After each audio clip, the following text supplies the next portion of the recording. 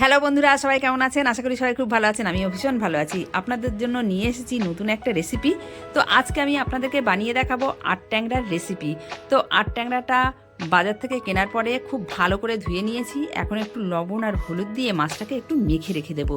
তারপরে বন্ধুরা মাছটাকে আমি ভেজে নেব। এই মাছটা ভালো করে ধুতে হবে, কারণ মাছের গায়ে দেখবেন একটু ছালোটা মতো থাকে। তো যাই হোক, অনেকে ছাল কেলানো মাছও বলে। ঠিক আছে, তো এবারে আমি দিয়ে দিচ্ছি সর্ষের তেল। এবার মাছটা আমি ভেজে নিই। তো বন্ধুরা, এই মাছটা আমি উল্টে পাল্টে ভেজে নেব। আর এই মাছটা না একদম মাংসের মতো খেতে লাগে। খুব ভালো করে কিন্তু মাছটাকে রান্না করতে হয়। হ্যাঁ, একদম মাংসের মতো। এবারে মাংস তো কষানো যায় না, মশলাটা কিন্তু খুব ভালো করে কষাতে হয়। তো বন্ধুরা, আমার উল্টে পাল্টে মাছগুলো ভেজে নেওয়া হয়ে গেছে। এখন আমি একটা পাত্রে তুলে নিচ্ছি। এখন এবারে মাছটা তুলে নেওয়ার পরে আমি একটা কড়া বসালাম আর দিয়ে দিচ্ছি সর্ষের তেল। আর সর্ষের তেলের মধ্যে একটু আমি গোটা জিরে দিয়ে দিচ্ছি। জিরেটা দেওয়ার পরে আমি এখানে কুচানো পেঁয়াজ আর দুটো কাঁচা লঙ্কা দিয়ে দিচ্ছি। যেহেতু আমরা একটু ঝাল কম খাই, তো ওই জন্যে কেউ যদি কাঁচা লঙ্কার পরিবর্তে বাটা লঙ্কাও ব্যবহার করতে পারেন, গুঁড়ো লঙ্কাও ব্যবহার করতে পারেন। যে যেমন খান সেই হিসাবে কিন্তু এটা দিতে পারেন। গুঁড়ো লঙ্কাটা দিলে মাংসের মতো কালারও বেশি ভালো আসবে, আর আরও স্বাদটাও বেশি ভালোও হবে। এখন এবার পেঁয়াজটা লাল হওয়ার পরে ওর মধ্যে দিয়ে দিলাম আদা রসুন বাটা। দিয়ে এবার খুব ভালো করে একটু কষাবো। যখন পেঁয়াজটা একদম কষানো হয়ে গেলে আর আদা রসুনের গন্ধটা চলে যাওয়ার পরে এর মধ্যে আমি দিয়ে দেবো বড় সাইজের একটা টমেটো কুচিয়ে রেখেছি। বড় সাইজের টমেটো কুচানোটা আমি দিয়ে দিচ্ছি। দিয়ে এবার ভালো করে কষাবো। এবারে টমেটোটা একটু নরম নরম যখন হয়ে যাবে, তখন এবার কিন্তু আমি একে একে মশলাগুলো দিয়ে দেবো। তো বন্ধুরা, আমি সবার প্রথমে এখানে স্বাদ মতো লবণ দিয়ে দিচ্ছি হলুদ গুঁড়ো, দিয়ে দিচ্ছি জিরে গোলমরিচের গুঁড়ো। দিয়ে এবারে ভালো করে কষাবো। তো একটু কষিয়ে নেওয়ার পরে দিয়ে দেবো অল্প একটু পানি।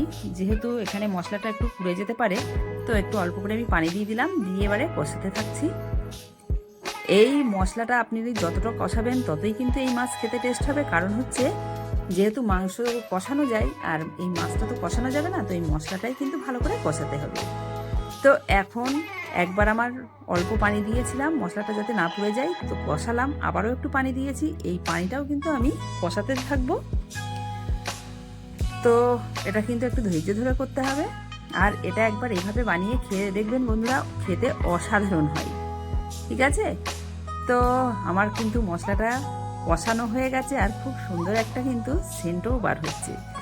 তো এবারে আমি দিয়ে দেবো আন্দাজ মতো ঝোল। তো সেই মতো আমি পানি দিয়ে দিচ্ছি। আমি এখানে বেশি ঝোল রাখবো না, মাখা মাখা মতো করবো। তো আমি সেই মতোই কিন্তু আমি পানিটা দিয়েছি। তো একটু নাড়াচাড়া করে নিয়ে বন্ধুরা, এবারে আমি দিয়ে দিচ্ছি ঢাকনা। ঢাকনাটা দিয়ে কিছুক্ষণ রেখেছিলাম, কিছুক্ষণ বাদে ঢাকনাটা তুলে নিচ্ছি। কিছুক্ষণ বাদে ঢাকনাটা তোলার পরে দেখেন পানিটা ফুটছে। এই সময় কিন্তু আমি দিয়ে দেবো ভাজা মাছগুলো।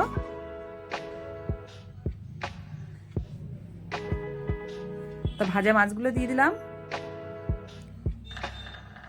এবারে আবার একটু নাড়াচাড়া হালকা করে করে নিয়ে এবারে দিয়ে দিচ্ছি ঢাকনা বন্ধ করে। তো ঢাকনাটা বন্ধ করে দেওয়ার পরে কিছুক্ষণ বাদে আমি ঢাকনাটা তুলে নিয়েছি। তো না, এখনও ঝোল আছে, তো এত ঝোল রাখবো না। আবারও ঢাকনা বন্ধ করে দিয়েছিলাম। তো কিছুক্ষণ পরে ঢাকনাটা তুলে নিলাম। তো এবারে বেশ মাখা মাখা হয়েছে। তো ব্যাস, আমার কিন্তু মাছের ঝোল বা আট ট্যাংরার রেসিপি কিন্তু আমার হয়ে গেছে। তো এখন এবার উপর থেকে একটু আমি ধনেপাতা দিয়ে দেবো। ধনেপাতাটা দিয়ে ঢাকনা বন্ধ করে আমি গ্যাসটা বন্ধ করে দেবো। তো দেখেন আমার কিন্তু মাছ হয়ে গেছে। এবার ঢাকনাটা বন্ধ করে আমি যে সময় খাওয়ার ঠিক আগে আমি ঢাকনাটা খুলেছিলাম। তো দেখেন বন্ধুরা, কালারও দেখেন দুর্দান্ত হয়েছে আর খেতে অসাধারণ হয়েছিল। আমার এই আট ট্যাংরার রেসিপিটা যদি আপনাদের ভালো লেগে থাকে বন্ধুরা, লাইক করবেন, কমেন্ট করবেন, শেয়ার করবেন। আর চ্যানেলে যদি নতুন হন অবশ্যই চ্যানেলটা সাবস্ক্রাইব করে পাশে থাকবেন এরকম নতুন নতুন ভিডিও পেতে। ঠিক আছে, সবাই ভালো থাকবেন। Tata, bye. আসবো আবার পরের ভিডিও।